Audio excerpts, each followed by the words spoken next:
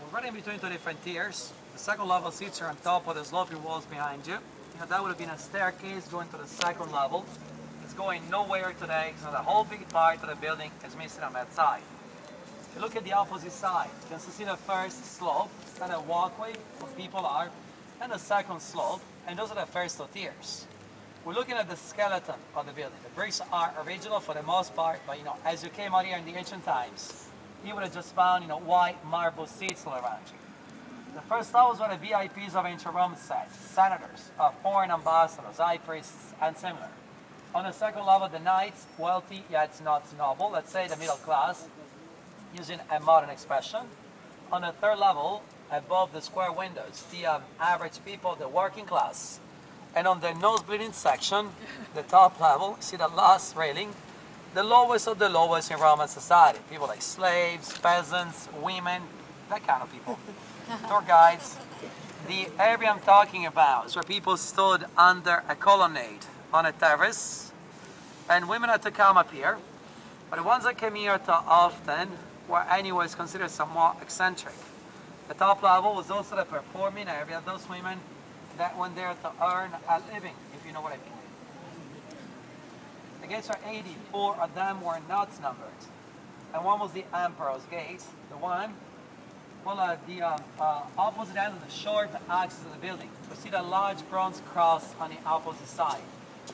You see that cross down there? Yeah. Now the Emperor's box was above the cross. You see that gap in between the walls, the square empty space. That's what the Emperor said to his family. Yeah. Now in front of it, on the other side, so down here on the left, was the Senator's Gate. Senators said their seats assigned for life in this building, and their names carved on their seats. As the senator died, his name was chiseled away, and a new name was carved. So the expression, "I don't see your name on that seat," came from this building. The Gladiator's entrance was at the left hand of the long axis, where you see that crowded terrace on the left.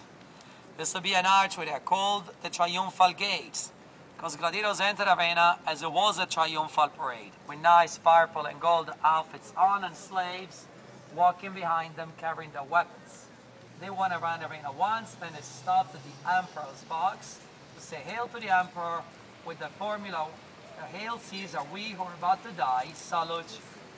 Then they went to the armory, which is part of the maze that was under the floor of the arena, where they put on their fighting gear. Gladiators entered the arena alive. Through there, they exited dead through here. The gate at this one end of the long axis, we see those wooden railings, was the infamous Libitina's Gate. Libitina was the patron goddess of funerals. The only people coming out to the gate alive were actually, the slaves carrying bodies outside. All surviving gladiators, or good luck, went back out through the other gates. Some 10 years ago, a portion of the floor of the arena was reconstructed on this side, to show people what the arena was like. Well, an identical timber floor will be stretching across the entire oval. The whole area down below was covered by a thick wooden floor sprinkled with sand. The purpose of the sand was to absorb the blood, so it would not get slippery on busy days. The word sand in Latin is arena. That's why we call this kind of buildings arenas, from that blood-absorbing sand. There were 2 more levels under the floor of the arena. That's the Colosseum's backstage, the underground area of the building. Now it's where they kept the wild animals. Well, the animals usually brought here a few hours, sometimes a day or 2 before the games. There were 4 large places in the outskirts of the city where thousands of wild animals were kept. And it's where all the service rooms, the Gladiator's armory was there, the morgue. And if you look at the center of the area, you should be able to see the row of square chambers running parallel to the long axis. Yeah? There are actually 4 different rows of chambers, and each one of those was a lift. The wild animals will enter narrow tunnels on the ground level. At one point, they will get trapped in one of the cubicles, where a system of counterweights, a lift, would have brought them up as a trap door was opening on the floor of the arena. There used to be 28 trap doors, 7 gates around the arena, and a stage manager planning and organizing when, where, and what was going to pop out on the floor of the arena. Whenever the wild animals were there, the crowds had to be protected. The marble wall surrounding the arena couldn't be any higher than the first row of seats. Some of the first several seats are reconstructed on here to the right, just showing how far from the arena the first row was. Those few marble steps on there, that is not an accurate reconstruction, by the way. The first several seats were much wider than wooden chairs. But anyways, that wall was just 4 meters high. So they had to place a much higher metal net all around with archers ready to shoot down the animals trying to climb the nets.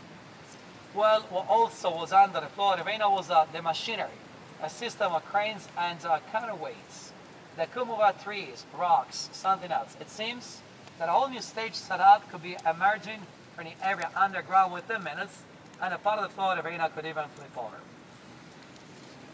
Questions, anybody, before we move on? I had a question. I heard that they filled it with water for naval battles. I don't know if that's true or not. I saw it on Discovery. Yeah, of course. We're not quite sure. I mean, there are 3 different ancient writers, talking about naval battles being held in Rome at the time of the construction of the inauguration of the Colosseum. Neither of them specifically placed these naval battles in the Colosseum, so they're kind of confusing. Anyways, one of them says that there could be gladiatorial contests one day and naval games the following day, okay? Which meant, in theory, that they were able to sweep off the sand, dismantle the floor of the arena, and fill the area down below with water all in 24 hours. Well, the Romans called the naval battles naumachia, in a Greek word. Those were the most gruesome games in ancient Rome.